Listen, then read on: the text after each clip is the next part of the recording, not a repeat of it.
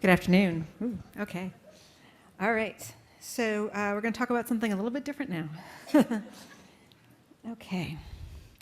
All right. So there's been a lot of talk about mindfulness in the newspaper and whatnot, and you probably have heard of mindfulness. But often when I talk to people, they sort of mindfulness meditation, it's all kind of lumped together. And so this first slide, I just wanted to talk a little bit about what exactly mindfulness is and what it's not, just so we're all on board. So lots of times when you think about meditation, what comes to mind are people sitting in a cross-legged position and chanting a mantra, right? And usually long flowing hair and long flowing white garments. And so there's there's many different types of meditation, and they're all good. But the ones that use a mantra and the chanting are generally not considered mindfulness. Mindfulness is it's a little bit different, and it's a present moment awareness that, because when you get into a mantra, you tend to be very focused and sort of oblivious to the world around you, whereas in mindfulness, it's all about being very present to what's going on right now, right? The primary focus is going to be the breath and the body, and it's potentially sounds, right? So most people just like to focus on the breath, and so, and we're going to practice this in a few minutes, so you can actually try it. And so you actually really feel your body, and you're very aware of your body, and you're very aware of what's going on in your mind, and very aware of what's going on in your emotional state. Okay, so you're not spaced out, you're not in a trance, and you're not lost in thought. Okay, and one of the key things is that is a non-judging attitude, and this is where the mindfulness really comes in. So, for instance, I could tell you all to check in right now, and to become aware of your body, and maybe you start feeling some pain, and it's like, oh no, I hate that pain, and whatever you did to cause that pain to happen, right? Or maybe there's something about your body you don't like, or you're not comfortable right now, or something. And so that would be the judging, right? So the mindfulness would be, can you just be aware of it without judging? Can you just be aware of what your fingers actually feel like right now, right? Without judging them. And it's good to make a distinction between judging and evaluation. So it's fine to evaluate it, to say, the temperature is there, what it actually feels like. That's evaluation, but not the negative judging, right? That's what we're trying to avoid. Okay, so this is what mindfulness is. All right, so we're going to talk about the definition of it. So it's paying attention, all right, and that's a key word here, to the present moment on purpose without judging, right? And what's interesting is the paying attention. So, because of course, go back one. Anyone who's ever tried to do some meditation, you probably have noticed that pretty quickly your mind starts to wander, right? So I see some nods heading, yeah, right? So I tell you, okay, just sit and watch your breath, and after probably 30 seconds or a minute, your mind starts to wander, or those judging thoughts start to come in, right? And a lot of people say, after doing this for a few minutes, oh, well, I can't meditate, right? Because my mind wandered. Well, that's okay.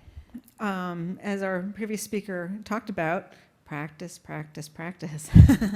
So your mind wanders, you bring it back. A few minutes later, it wanders off again, you bring it back again. It wanders off again, and you bring it back again. And in the course of 30 minutes, you may bring your attention back 10, 20, 30, 40 times. Or maybe just once or twice, because you may get lost in thought and be spaced out for half an hour. But it's all good. And so with practice, the amount of time you spend on task is going to get longer and longer, and the amount of time you spend wandering is going to get shorter and shorter. So it really is a form of attention training, right? Because you're paying attention, and then your mind wanders and you bring it back. And so in order to do that, you need meta-awareness. So you need to be aware that your mind is starting to wander. So you're thinking, okay, I'm inhaling, I'm exhaling, I'm inhaling and exhaling. And that little voice in the back of your head starts up, and it starts to chatter, and it's like, oh, this isn't so bad. I could do this, and yeah. And then all of a sudden you're thinking about, I really should go to the store and pick up some butter. And so the meta-awareness is the awareness that your mind is, that little voice is starting up. And can you catch yourself when it first starts and say, oh, wait, hold on, nope, I'm going to think about what I'm going to get at the store tomorrow, a little bit later. And right now, I'm supposed to be watching my breath, and so I'm going to ignore and not think about when I'm going to get at the store, and I'm going to go back to watching my breath. So that's the meta-awareness. So that's also a skill that you're starting to develop. So it's the attention training, but it's also this meta-awareness. And also an important part of it is the intention. So you have to say to yourself before you sit down, or as you start to sit down, okay, for the next 30 minutes, I'm going to, this is my intention. I'm really going to try to do this, right? Okay, and oh, you also have to remember the instructions, which is that if the little voice does start up, that you don't get lost in it, right? And so, because lots of times it's very interesting. I mean, the butter, okay, whatever. That's easy enough to come back to. But sometimes you start getting like really interesting thoughts or a really interesting story, or you remember something that happened that day, like, oh, earlier in the day. And emotions start to get stirred up. And so it's very tempting to get lost in those thoughts. And so remembering when you get lost in those thoughts to wait, hold on, no, I'm supposed to be meditating, and bring it back. All right. And then the equanimity. So the a very important part of meditation and mindfulness is equanimity, which is the non-reactivity and the non-judging. So if you do get lost in those thoughts, don't beat yourself up, right? That's the judging, because then you're judging yourself for getting lost in thought. So just saying, okay, I've lost in thought, and I'm going to come back. All right. So when you talk to people who practice regularly, what they tell you is that, so yes, it's very nice and calm while you practice, you feel very relaxed, but that when you practice regularly, sort of when you exercise, people who exercise regularly will tell you that they know their body just feels different on days they don't exercise than on the days they do exercise. Similarly, people who meditate will say the same thing, that that calm carries over to the rest of their day, and they just feel a little different, a little off on days when they meditate versus, or when the days they don't meditate compared to the days that they do meditate. There's been lots of research showing that there's decreases in cortisol and other biomarkers of stress, and there's increases in numerous metrics of health, like heart rate variability and autonomic tone. There's increased mood, so people just feel more relaxed, they feel happier, they're less stressed. They're better able to handle difficult people and difficult situations. So it's not like, oh yes, your life becomes less stressful because you start meditating. It's that, your life is still going to be crazy, right? And all the kids are still going to be yelling and screaming, but they're just not going to bother you quite so much anymore.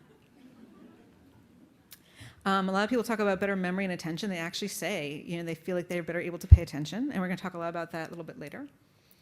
And then there's also a lot of emotional benefits. So there's a ton of research showing that it's useful for decreasing stress, but also for helping people deal with pain, all that non-judging and all that, the relaxation and the looking at things a little bit differently really is effective for pain.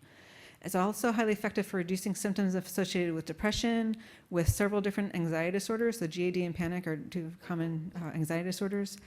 Hot flashes, insomnia. So if you can't sleep, you need to sleep. It can help you sleep.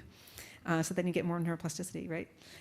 Eating disorders, smoking cessation, hypertension. This is actually just a partial list. There's actually a much longer list. I need to edit this.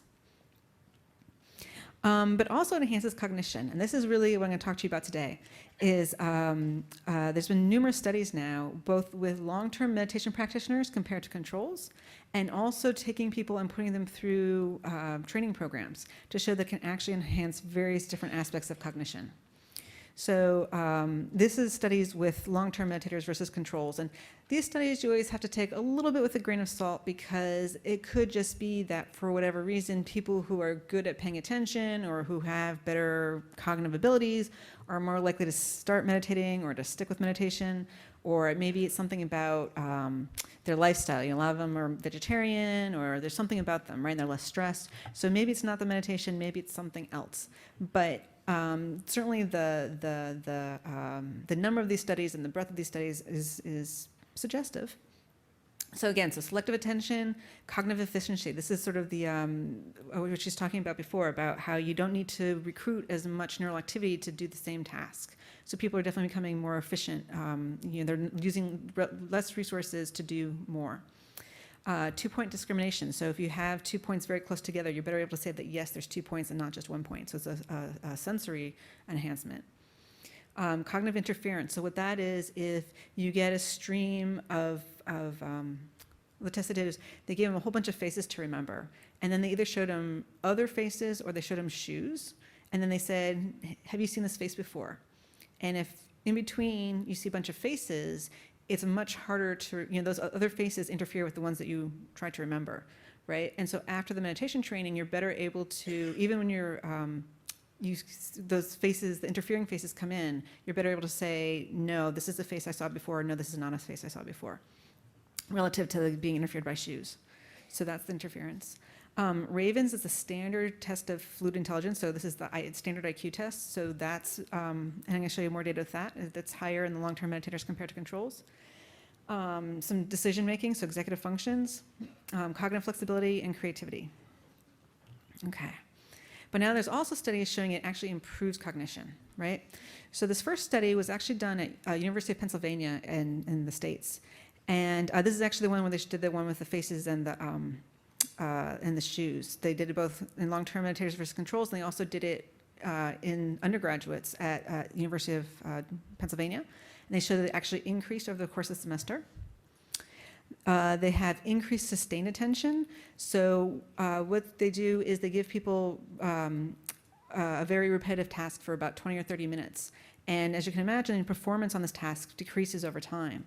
But after meditation training, your ability to maintain your performance over the course of the half hour increases. So you're better able to maintain performance over the half hour, which is obviously relevant to school children. Again, the neural efficiency, so they're becoming more efficient, and increased Raven scores. This last one is a little bit, it's only a week of practice, and so everyone in the field's a little bit like, do we really believe it? We're not sure. It needs to be replicated, but it's certainly interesting. All right. Someone told me, you guys don't know what GREs are. So GREs, when you're done with college, because I guess you don't have them in Canada, and you're done in the States, and you're done with college and you want to go to graduate school, you have to take a standardized test, and those are the graduate record exams. And so it's basically, it's a standardized test.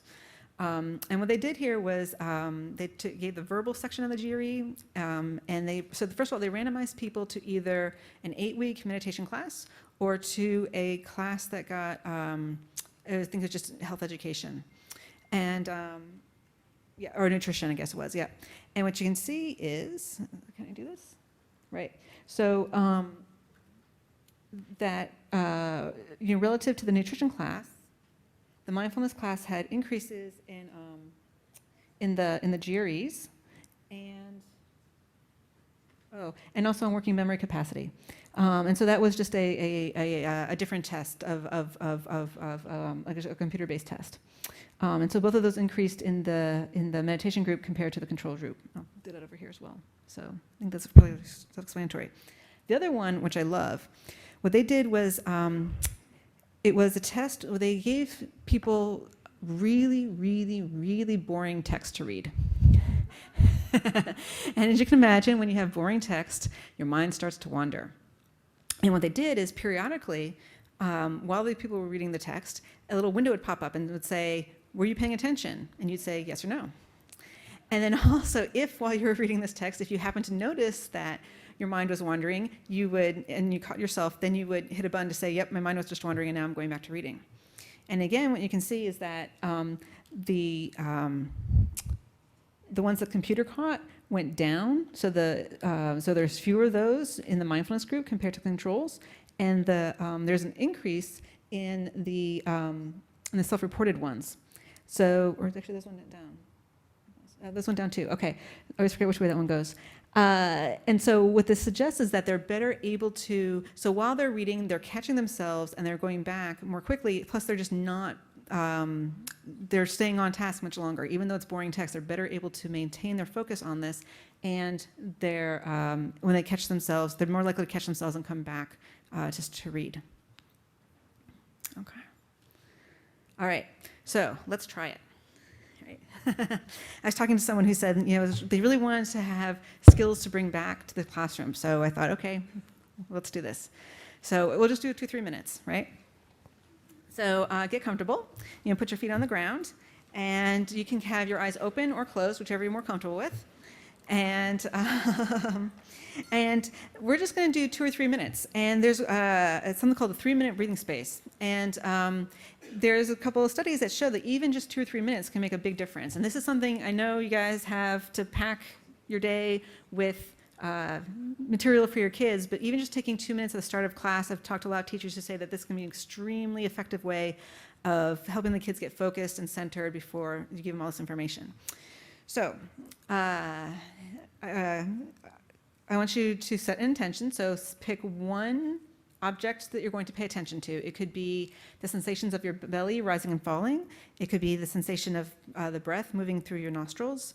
It could be sounds in the room. It could be the feeling of your body and the sense of your body, or like what your body feels like against the back of your chair.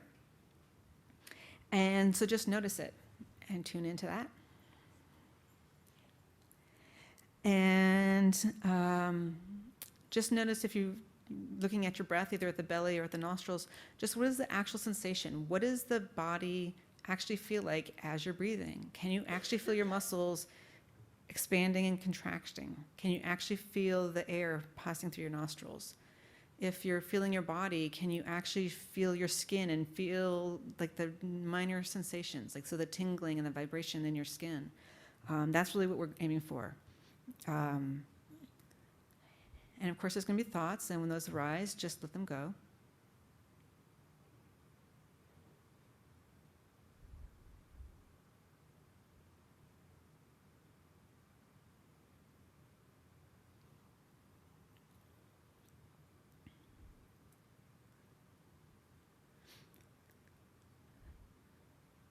And notice if there's any reactivity. Do you like this? Do you not like this? And just notice whatever that is. Be aware of your emotions. And then try to let that go and come back to your focus.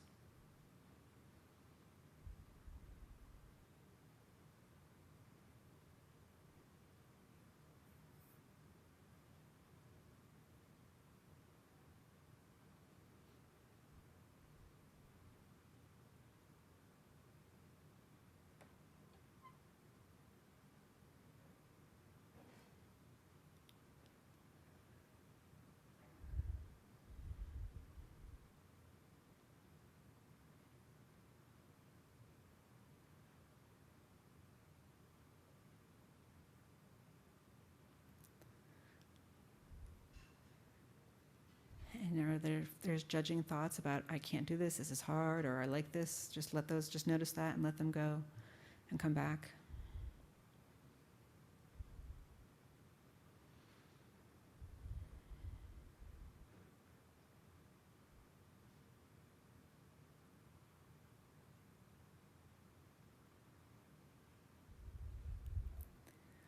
And slowly opening up your eyes and coming back into the room. And just noticing for a second, is anything different? Do you feel any more or less calm? Has there been any change? Have you noticed anything different? So, and again, I've talked to a lot of teachers who say that this can be extremely useful for, especially right after recess and all the kids are running around. It may take a few minutes to sort of, you may not be able to go right into meditation, but sort of, sort of moving a little bit and then moving slower and slower and then getting them to just stand still for a moment. It can be very effective. Okay. All right. So I would like to tell a little story.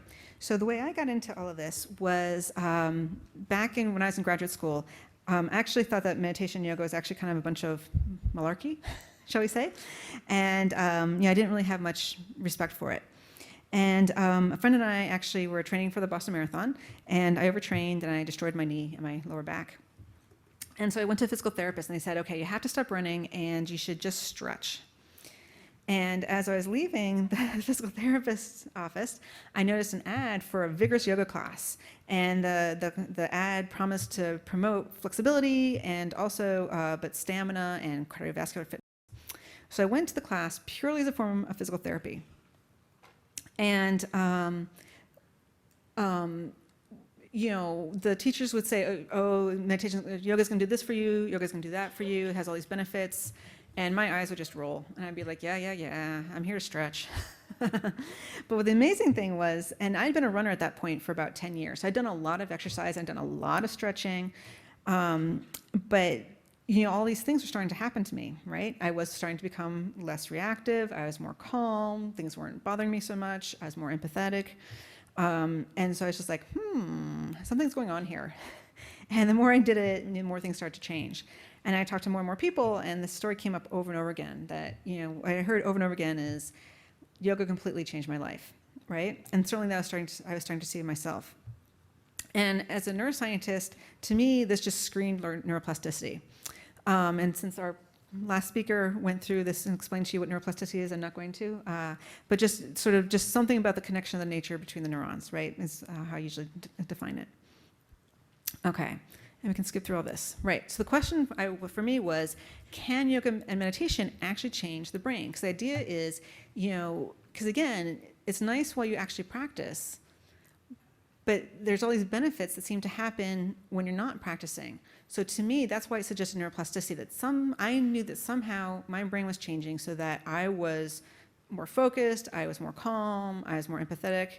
Something in my brain must have changed, right? And so that was the question, is can we actually show this? Can we actually see that there's something in the brain changing and that these changes somehow are underlying these benefits? All right, so the first thing we did was we just put people in the scanner. These are people who'd been practicing for many years, and we had them lie there and do nothing and then meditate. Because at that point, a lot of people said, well, meditation, you're just lying there, you're just relaxing, it's not really doing anything. And when I first told people I was going to have people meditate in the scanner, they're like, you're not going to see anything. They're just going to be lying there. You're not going to see anything. So, but we did. And so the regions we found were here. This is the insula. I'll go over here. The insula, the temporal pole, and the anterior cingulate. The anterior cingulate and temporal pole. And so these are the regions that were active when people were meditating versus when they were just lying there doing nothing. And what's really interesting about these three brain regions are they're what's known as paralimbic cortex. So as our last speaker explained, the vast majority of the brain is white matter. That's just connections, wiring between different parts of the brain. And it's really just the outer shell of the brain that has gray matter, which is where the neurons actually speak to each other, right? And where the, whatever neurons do is happening. There's also deep inside the brain, which you can't really see here, sort of a little bit here. Deep inside the brain, there's also some gray matter, right? So the amygdala, hippocampus, that's all deep gray matter. For the most part, most of your cortex does not talk directly to your subcortex, right? To the hippocampus and the amygdala and those other regions, except for these regions, right? Also, most of the cortex has a specific structure, a specific architecture, and it's very, very different in certain types of cells, and those are very, very different than the types of cells that are in the subcortical neurons. These three brain regions have both. So they have a slightly different architecture, and they have slightly different type of cells. They have the cortical cells. They also have the subcortical cells. And literally the idea is that these are the brain regions that connect the cortex to the limbic system, right? So now, in a very loose, very hand-waving sort of way, right, if you think about the cortex as being sort of cognition and thinking, especially the front of the brain, all the executive functions are there, and if you think about the limbic system as being sort of like the emotional and the, the body part of the brain, then you can literally think of this part of the brain as being the mind-body part of the brain, right? Because it's literally connecting the mind, the cognition, to the body part of the brain. So it's sort of cool that those are the regions that are involved in these mind-body practices, right? The other thing that's interesting is they're implicated in numerous diseases, including depression and schizophrenia and bipolar disorder. I'm going to talk more about them in a minute. All right. We also found that the amygdala, which is sort of hard to see, so it's circled here in green. There it is. And over there. Was less active. So the amygdala is the fight or flight part of the brain, right? And if you take animals and you stimulate the amygdala, they get anxious and they aggressive. And so less activity here is consistent with less arousal, less reactivity, less stress. All right, so this is just to sort of orient you. So often when you see pictures of brains with yellow spots on it, it's brain activity. It's like where in the brain is active. And that's what I just showed you in that last slide. But sometimes when you see brains with yellow spots, it means brain structure. So what we did is we can actually go in and so you can see here, again, the vast majority of the brain is white matter. There's that little ribbon here between the yellow and the red. That little ribbon here, that's your actual cortex. That's where all the gray matter actually is. And over here, I don't know if I can point to it. That little ribbon here, that's your actual gray matter. So we can actually go in with the computer and measure the amount of gray matter and see, again, comparing the long-term meditators to the controls and pre-post, we can actually see changes in the amount of gray matter in the brain. And then the yellow blobs represent where in the brain there's more gray matter in the one group versus another or pre-post intervention. Okay, and going forward, all the pictures I'm going to show you are brain structure, not brain activity. All right, so the first study we did was we took those long-term meditators and we compared them to controls and we said, is there more gray matter, right? So can we actually show that they have more gray matter? And lo and behold, the answer was yes. So there are several brain regions, and I'm going to talk about them. The primary one was here in the front of the brain. This is the insula. This is one of those mind-body regions I mentioned a few minutes ago. So this is one of the areas that's actually active while you meditate. So it makes a lot of sense that if you're engaging in it and you're using it, that it's going to get bigger, right? So use it or lose it, right? Or use it and enhance it. So in this case, we think they're using it and enhancing it. And again, where it's integrating the thoughts and the cognitive part of the brain with the emotions and the body part of the brain. In particular, it's involved in awareness of heart rate and breathing rate and recognizing social emotions, particularly disgust. And it's physically smaller in people with schizophrenia and bipolar disorder. The next part of the brain we found is here in the front of the brain, right above the eye. This is an area that's important for memory, working memory, and attention, and also fluid intelligence. And so again, the fluid intelligence is which you probably know, is the fancy name for IQ. And I'm going to talk a lot more about this in a little bit. Right, so again, this is all long-term meditators. So a lot of people said to me like, well, meditators are weird. Right? And their brains were like that before they even started meditating, just because they take 4 minutes out of their day to rest, or, they're vegetarian. There's something about them, they're different, so their brains are different. This has nothing to do with meditation whatsoever. Right? So in order to counter that, we said, okay, well, let's look and see pre-post. So we found some people who were about to go through a meditation program, a stress reduction program that was based on meditation, and we scanned their brains and we compared that to people who were interested in this study, interested in the program, but who couldn't take it just then. And so we scanned those people 8 weeks apart. And so it was a waitlist control group. And we found that indeed, after just 8 weeks, we could indeed find changes in gray matter in several brain regions in the people going through the meditation class compared to the waitlist control. And sorry, the slides are all, I use a Mac and this is on a PC, and so they're a little bit messed up. So the primary region we found was here in the back of the brain, which is the PCC, and then the TPJ, and then the cerebellum. I'll talk about each of those individually, right? So those are the 3 regions. So the first one, the PCC, that is involved in self-processing and integration, and also mind wandering, and this is part of that default mode network that the previous speaker talked about. So this is an area of the brain, like if you're not thinking about anything in particular and your mind's just wandering, this is the part of the brain that's more active. So it's a little counterintuitive at first. Why should that get bigger? So the interesting with brain structure is sometimes more gray matter is more activity, and sometimes more gray matter means less activity because there's actually inhibitory neurons. And so that's what we think is happening here, is that there's more inhibitory neurons, and that's, so more gray matter here means less activity here, which would be consistent with less mind wandering, and better able to pay attention. The second region, the TPJ, this is an area involved in seeing things from more than one perspective, right? This is very important for empathy and compassion because you're better able to see things from other people's point of view.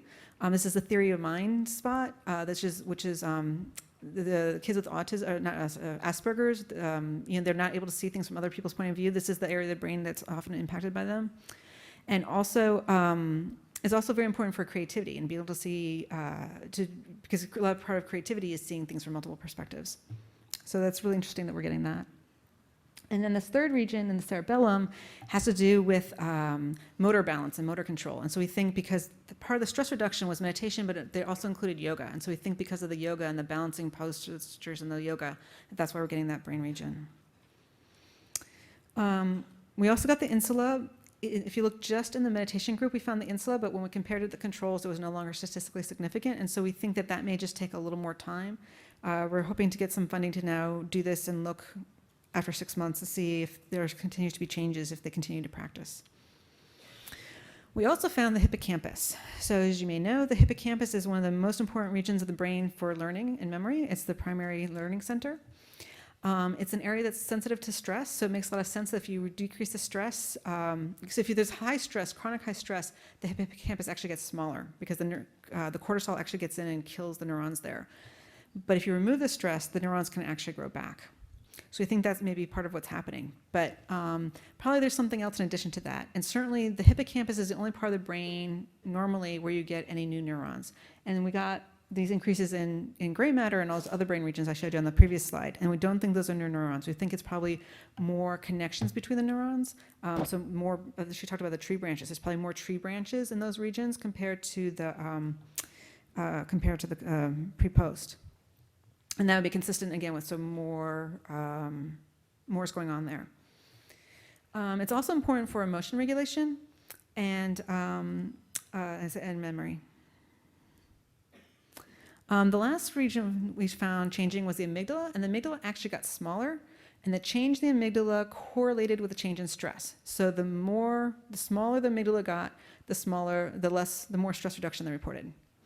And what's really interesting is that this same part, the amygdala has a bunch of different subsections. I think there's 39 different subnuclei. The part of the amygdala we got is the same part in rats, like the analogous part of the rat brain that increases if you stress them out. And so this is, sorry if you like Mickey. I tried to find a picture of a rat and I couldn't find a good one, so I looked and looked and looked, and so I needed, so anyways, I'm using Mickey, so sorry about that. So anyways, and so the way they did the study was they took rats, and it turns out if you take a rat and they just had them in their normal cages, right? And they measured their amygdala, the amygdala was the normal size. And if you take a rat and you put it in the middle of a maze, normally rats, if they're happy and healthy, will go and they'll explore the maze. They then put them through a 10-day stress, and made them unhappy, which and all that was is they put them in a cage where they couldn't move, right? And so rats like to move, and so you put them in a cage, and they just put them for, I think, an hour a day. It was not. And I should also point out, I did not do this research. I've gotten a lot of hate mail. I cannot tell you, I've got a ton of hate mail from people who see my talk and think I did this. It's like, no, I did not do it. I'm just telling you about it. So anyway, so they did this for 10 days. And so then that, like I said, that same region of the amygdala got bigger and they were stressed out. And at that point, if you took the animal and you put it in the middle of the maze, it would just sit there. It wouldn't explore, which is considered a stress behavior, right? Because they don't feel comfortable going exploring, and so they just sort of sit there and cower and they don't move. What was interesting is then they just did this for 10 days. They then stopped it and they put them back in their original cage and they just let them be for 3 weeks. And then they looked at their amygdala again. And 3 weeks later, even though they hadn't stressed them out for 3 weeks, their amygdala was still enlarged, right? And they're still, if you put them in the middle of a maze, they still would just sit there. They wouldn't explore the maze. So this suggested, and this is the exact opposite of what we're seeing with the humans, right? So the humans, nothing about their environment changed, right? And actually we did the study, we collected the data in 2008 when the stock market crashed.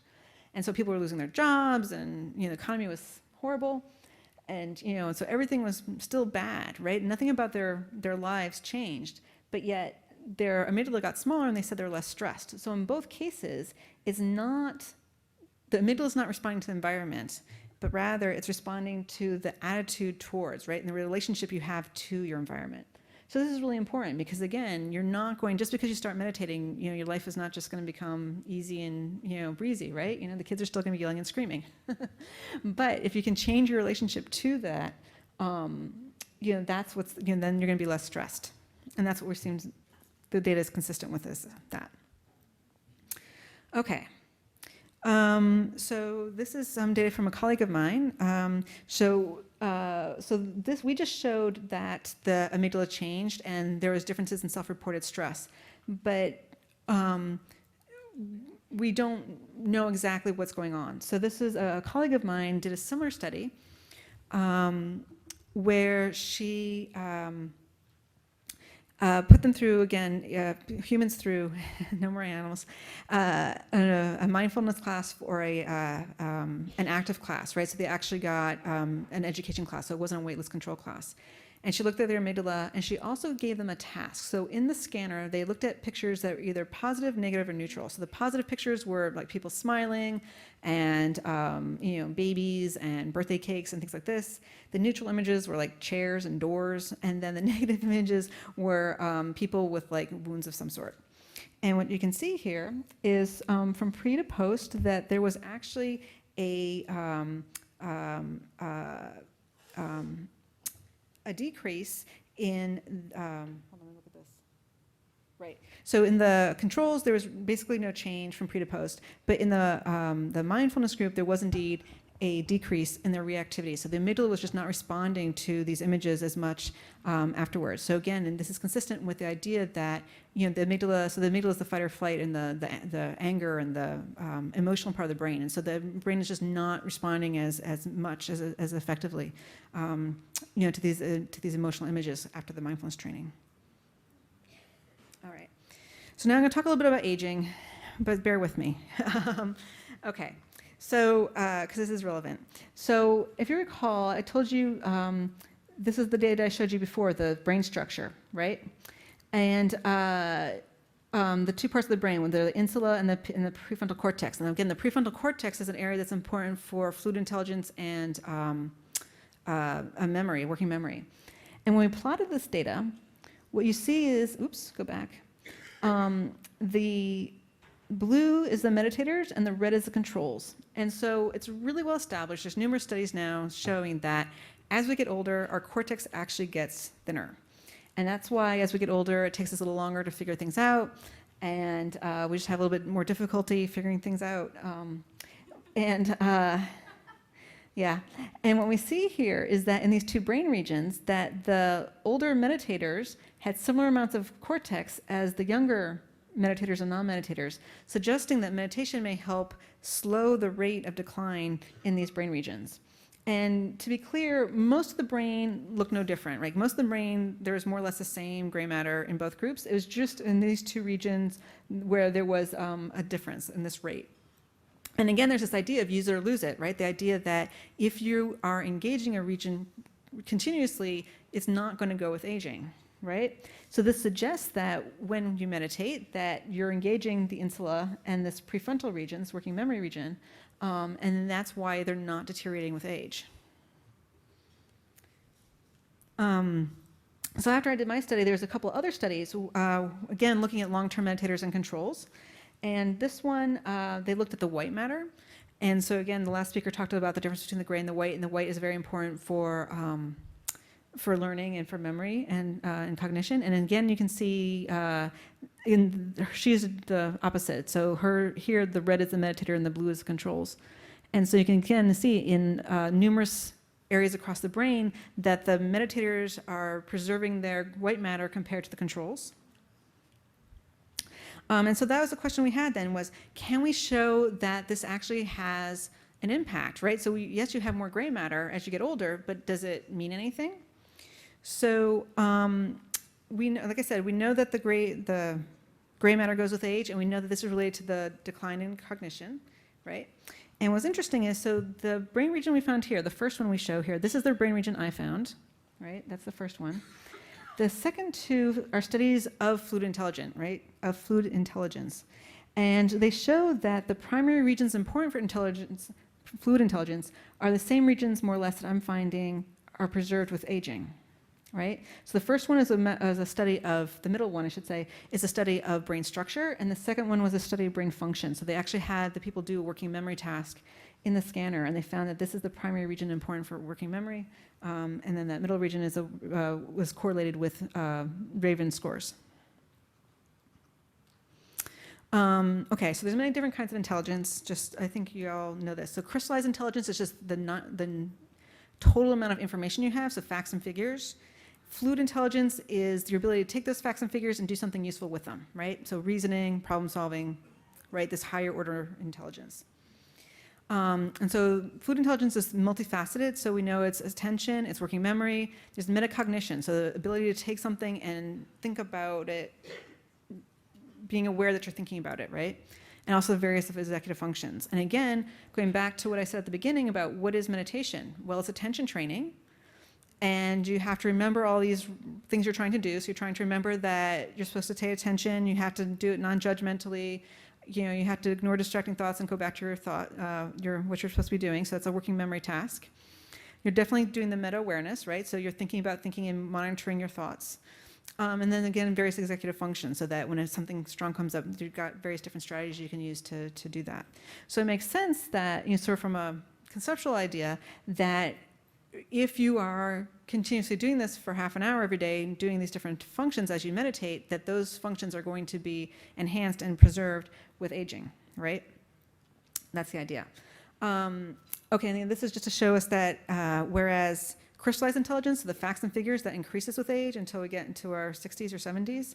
Fluid intelligence, unfortunately, we're at our highest in our 20s, and then it all sort of goes down from there. And again, this is this parallels the the change in the gray matter, right, in the front of the brain. This has been really well shown to be correlated with that. Okay, so what we did was we sort of replicated this first study. We took long-term meditators and controls, and we gave them the fluid intelligence test, Ravens, and then we also looked at brain structure and function. And I'm not going to show you structure today, but I'm going to show you, this is the fluid intelligence. So, and what we can see is the solid line on the bottom, that's the controls, and again, that's really well established that, as we get older, it gets worse with age. And we had both long-term meditation practitioners and also long-term yoga practitioners. The top line is the yoga, and the bottom line, or the middle line, I should say, is the meditators. And so again, it looks like that their fluid intelligence is being preserved with aging. The yoga practitioners, the ones on top, had on average 15,000 hours of practice, of lifetime practice, versus, we had really experienced practitioners. And then the middle one, the meditation practitioners, they only had about 7,000 hours of practice. So that's a big question, and we still don't know. Is the yoga higher? Statistically speaking, there's no difference between the yoga and the meditation, right? It could be that because the yoga practitioners had twice as much practice, that's why they have what looks to be better preservation. But of course, yoga also has an exercise component, so it could be, and we know that exercise also helps preserve cognition. So it could also be that the exercise of the yoga is helping to preserve it. But certainly with the meditation, there's no exercise there, so we know it's not exercise. So this is consistent with that. Yes, they're using it, and yes, it's actually having a benefit that's useful. This shows us that the mindfulness, so we gave them a self-report questionnaire of mindfulness, and the mindfulness correlated with fluid intelligence, which sort of makes sense conceptually because, again, mindfulness has been shown to be related to cognitive flexibility, and cognitive flexibility is related to fluid intelligence, right? Because, again, you'll be able to take information and think about it in different ways and whatnot, the meta-awareness. Okay, so now I'm going to show you some. Actually, this is functional activity. So this is one of these pretty wiring diagrams she's talking about. This is white matter tracks, right? So we know that the brain is wired, and every part of the brain is talking to every other part of the brain, more or less. And there's actually ways to use math to describe how different parts of the brain are talking to one another. And these are called, there's two metrics that we're going to talk about. One is clustering, and one is path length. Clustering is local processing, right? So in both, if you think about it, there's sort of two clumps of cells, right? There's a blue clump and the green clump. And there's the same number of cells or nodes in both clumps, right? But in the blue dot is talking to three other, actually, and both of them are talking to three other cells, right? And then there's, then each of those cells are then, clumps are talking to additional clumps. But you can see is that in the blue cluster, that those three cells are all talking to each other, whereas in the green cluster, mostly they're not, right? They're just talking mostly just to the green cluster node. And so if you can imagine that information is going to travel through the blue cluster much more efficiently than through the green cluster, right?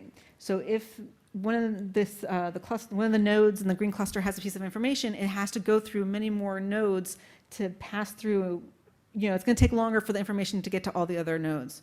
Whereas in the blue cluster, information is going to flow pretty freely through everything. And so we like to do Facebook analogies, right? And so someone who has a lot of friends versus someone who doesn't have a lot of friends, right? The person with a lot of friends is going to have, their information is going to get through their network very, very quickly, right? Okay. And this is smaller. It's in Alzheimer's disease compared to healthy people. And this, generally speaking, this does not change with healthy aging, right? It gets smaller with Alzheimer's, but not with healthy aging, right? And this has to do with, again, local. The path length is the long distance connections, right? This is the white matter connections from one part of your brain over to another part of your brain, right? And that has to do not so much with talking to your neighbors, but information in general in the right-hand cluster getting over to the left-hand cluster, right? And this is what's sensitive with age, right? So this is what breaks down with age, is these long distance connections. And then, so the path length is global efficiency, so it's how well, so if the cells over here are, have a piece of information, and the cells over here have a piece of information, if they're talking to each other, if there's good connections between these two, then you're much more likely to be able to take both of those pieces of information in your mind at the same time and be able to do something interesting with them, versus they're not talking to each other, then you're just not going to be able to use them effectively, right? And so, and this is very much related to fluid intelligence. So we looked at the brains of these people. We can skip through this. And what we found is that this is, again, the same group I showed you before. We find that for the clustering, so the local connections, what has to do with, those are the local connections that don't change with age, that those are shorter in the yogis and the meditators. So there's, and actually smaller is better because it has to do with, actually this is small worldness. It has to do with, this is actually the ratio of the two, and so it has to do with efficiency. And then this is the path length. This is the one that goes with age. And so here we do definitely see a statistical significance between the two groups, right? So here we're actually seeing, so as the controls get older, their path length is getting longer, right? So there's taking more steps to get from point A to point B, and that their paths are staying shorter in the yogis and the meditators, right? So this is consistent with, and this is, again, this is related to, this normally increases with age, and it's related to fluid intelligence. All right. So there's a couple different issues, right? So about the yoga versus the meditation, right? So there's a little bit of a chicken and egg. So do different types of people choose yoga versus meditation, or are there differences before they even started practicing? That could be one of the issues of what we're seeing. Or is it just due to differences in amount of practice over their lifetimes? The other issue we have, which is, because often I get this question, like these people tell me, I do yoga, I don't meditate, I do yoga, right? And a lot of people feel that yoga is somehow inferior to meditation. And so I always like to show this data to say yoga is great, right? Especially with kids, lots of times yoga is a little bit easier for kids than meditation. And so this data really suggests that yoga is just as effective for meditation, at least in terms of some of the cognitive and neural measures. All right. Right. And so that's basically the end of my talk. So thank you.